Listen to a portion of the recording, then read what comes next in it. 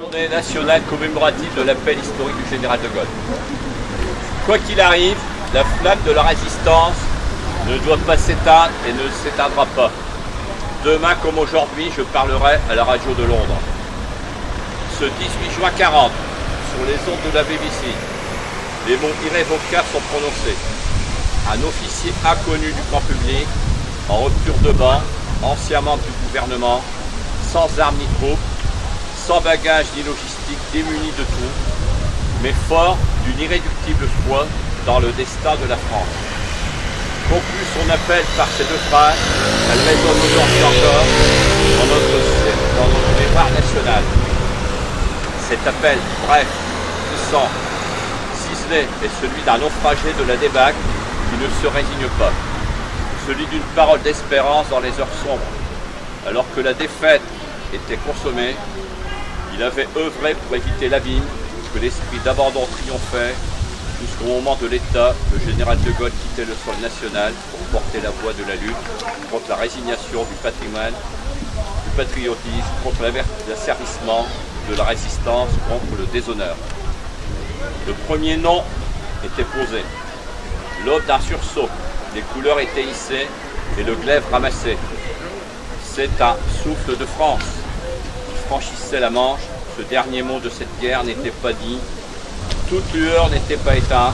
La défaite n'était pas définitive. Les mêmes armes qui avaient submergé nos années pouvaient forger la victoire. Il exhortait au ralliement et à la poursuite du combat.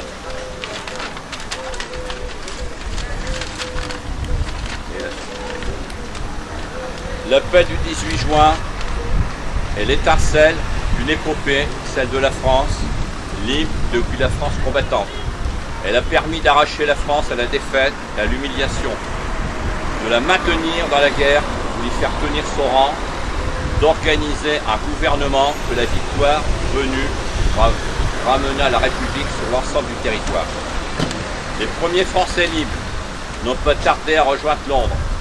Peu nombreux certes, mais les pionniers de la liberté furent au rendez-vous de l'honneur, les obstinés, vaillants, les passionnés intrépides, les patriotes ardents et réfractaires à la servitude.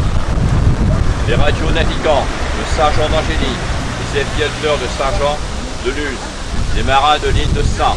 Au fil des années, cette légion d'honneur nourrit des femmes et des hommes qui rejoignirent la croix de Lorraine à porter les armes de la France et honorer les promesses du 18 juin.